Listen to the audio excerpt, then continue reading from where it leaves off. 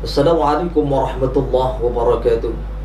Alhamdulillah, wassalatu wassalamu ala rasulillah wa ala alihi wa ashabihi wa man tabi'ahu wa mawalah. Wa la hawla wa la quwwata illa billah, amma ba'du wa ba'da tahiyyah.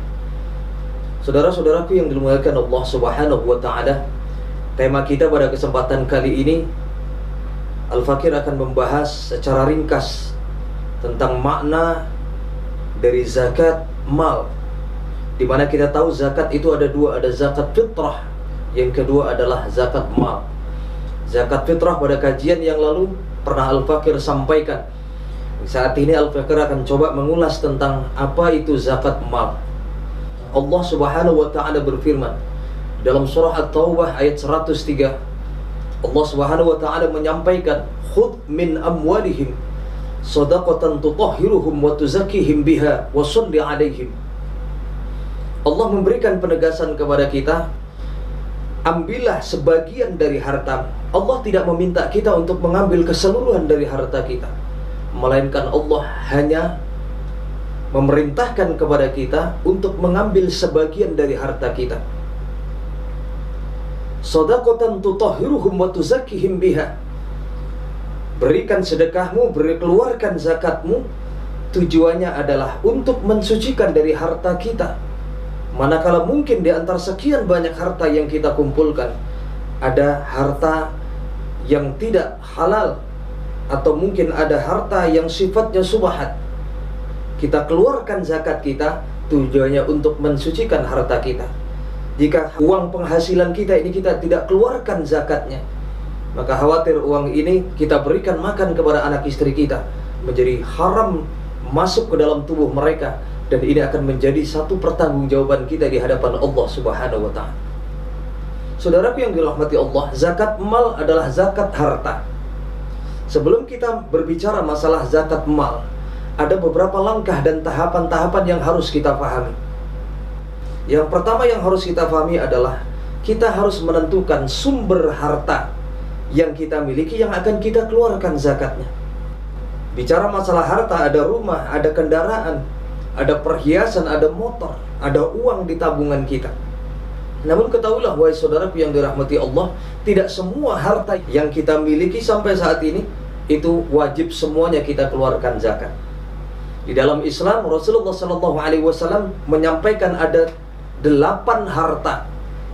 Dan ini menjadi sepakatan para ulama, ada 8 harta yang wajib dikeluarkan. Jika sudah cukup batas nisabnya untuk kita keluarkan, maka 8 harta ini, jika salah satu atau mungkin semuanya di antara 8 ini kita miliki, maka wajib kita keluarkan.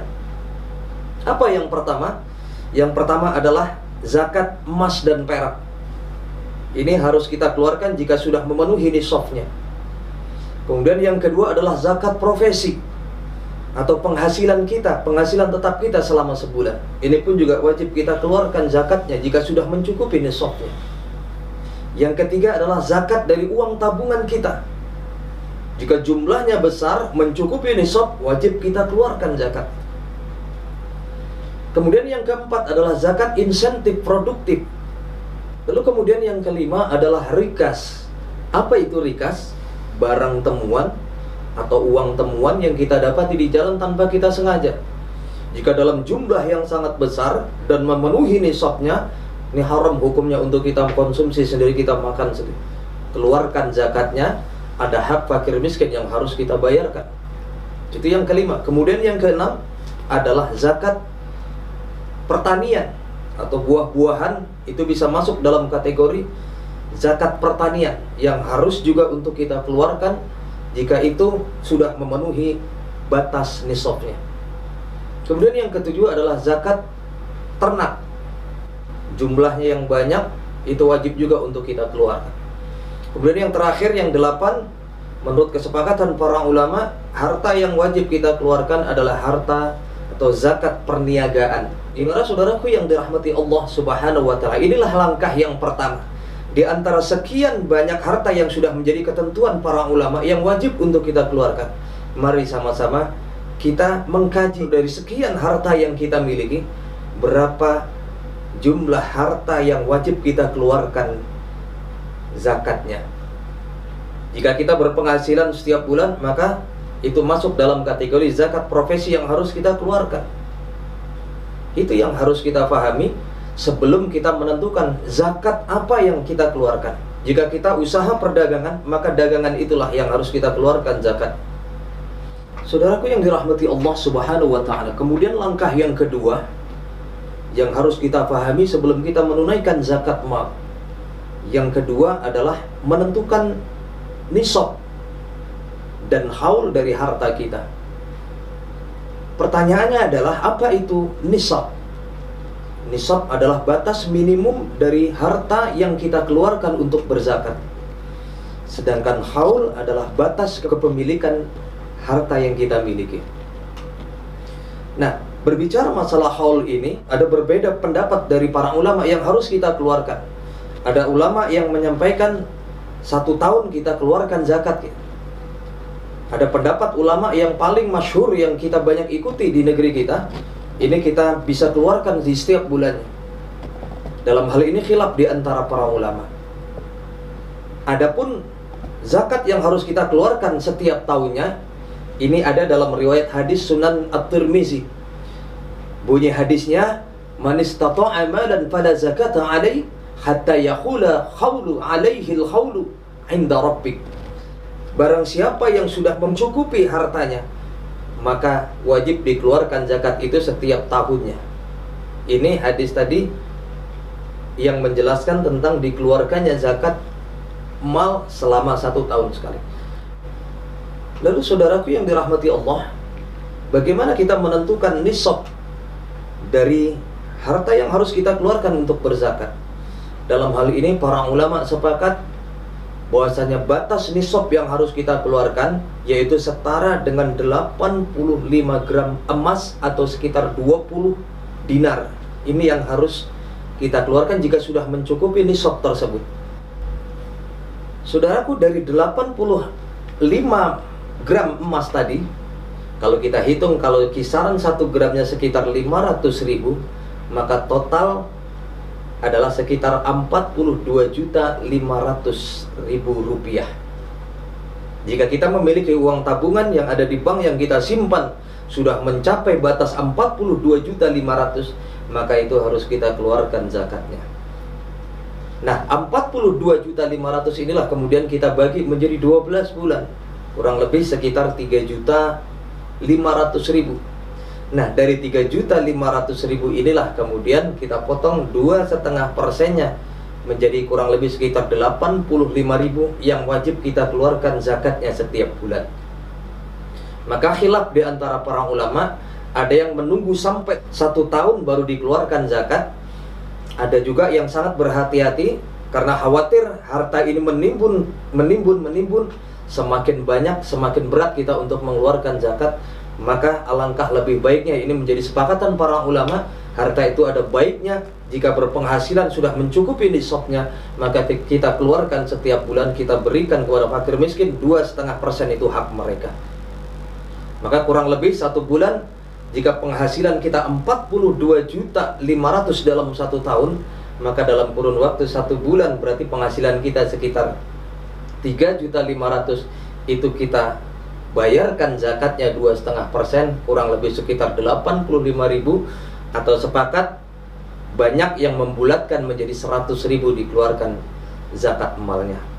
Dan inilah yang menjadi bahan renungan untuk kita semua, agar kita memahami betul tentang makna zakat mal ini dalam kehidupan kita. Jangan sampai harta yang kita timbun, banyak dari harta kita ini, khawatir ini menjadi harta yang haram, yang belum pernah kita bayarkan zakatnya. Harta inilah yang akan banyak menjerumuskan nanti manusia ke dalam neraka jahanam.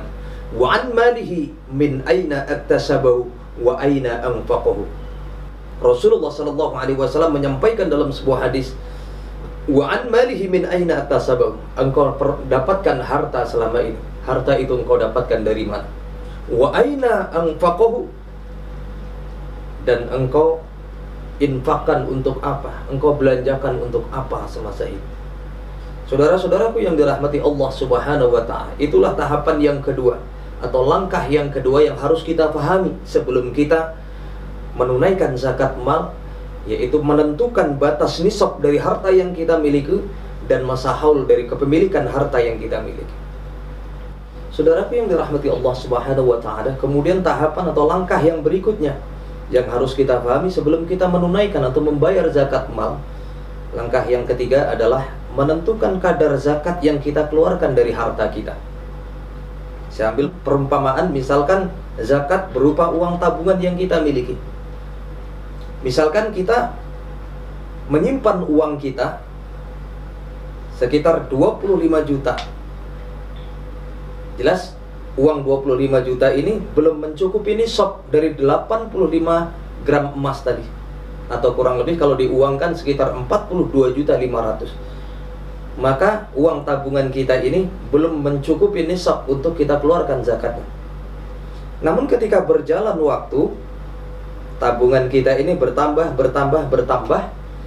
maka sudah mencapai batas nisabnya sampai 50 juta atau 100 juta uang yang kita simpan di bank, maka ini wajib kita keluarkan zakatnya karena sudah melampaui dari jumlah batas minimum dari nisab yang harus kita keluarkan dari uang tabungan kita. Dan sebaliknya, andai kata kita memiliki uang tabungan, satu contoh misalkan kita menabung ke bank atau menabung uang dengan jumlah taruh misalkan 100 juta. Dari batas awal kita sudah menabung itu sudah mencapai nisab, maka dari awal kita menyimpan uang itu, maka itu sudah wajib untuk mengeluarkan zakat mal. Dan nanti dalam kelipatan berikutnya, misalkan bertambah, tinggal kita hitung 2,5% dari jumlah nominal harta yang kita miliki, uang yang kita miliki, kemudian bayarkan zakat mal. Inilah 3 langkah yang saya rasa harus dipahami oleh kaum muslimin wal muslimat, saudaraku yang dirahmati Allah, untuk kita mengeluarkan zakat mal dalam kehidupan kita, terutama di bulan suci Ramadan. Namun satu catatan penting yang harus saya sampaikan kepada seluruh jamaah yang dimuliakan Allah.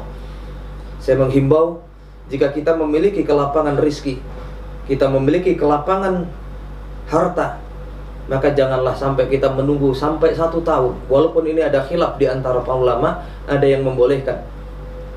Tapi jumhur ulama, kesepakatan para ulama, menyegerakan untuk kita menunaikan zakat ini, khawatir di saat belum jatuh waktunya kita keburu diambil oleh Allah Subhanahu wa taala. Dan ini yang menjadi renungan untuk kita semua.